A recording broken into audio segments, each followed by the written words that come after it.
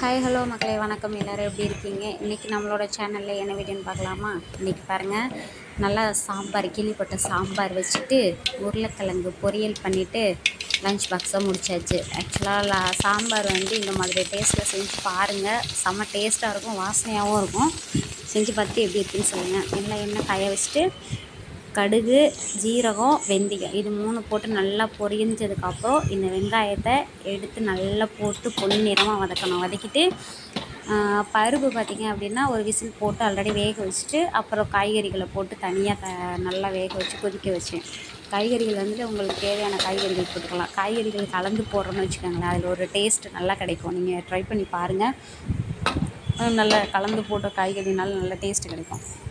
மாங்காய் உங்களுக்கு போட்டு பிடிக்கும் அப்படின்னா மாங்காய் போட்டுக்கோங்க, இல்லைன்னா அதை ஸ்கிப் பண்ணிக்கோங்க. மாங்காய் போடல அப்படின்னா ஒரு சில புளி எடுத்து கரைச்சி விட்டு அதில் விட்டிங்கன்னா அந்த புளியோட டேஸ்ட்டு சாம்பாருக்கு டேஸ்ட்டு இன்னும் தூக்கி கொடுக்கும்.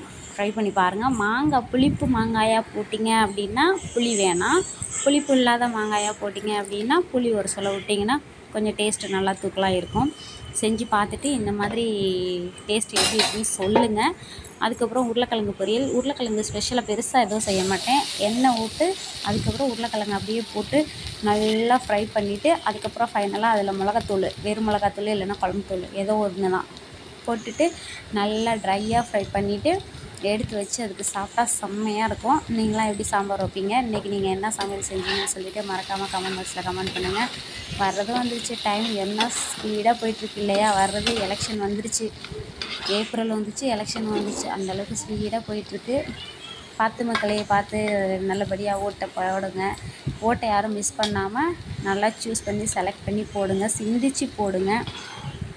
இனிமேல் நம்ம சேனலில் ரெகுலராக வீடியோ எடுத்துகிட்டு போட்டுகிட்டே இருக்கோம். உங்களோட சப்போர்ட்டு கிடைக்குன்ற ஒரு நம்பிக்கையில் எல்லோரும் நம்மளோட சேனலை சப்ஸ்கிரைப் பண்ணி லைக் பண்ணுங்கள், கமெண்ட் பண்ணுங்கள், முக்கியமாக சப்போர்ட் பண்ணிடுங்க. Thank you, bye by.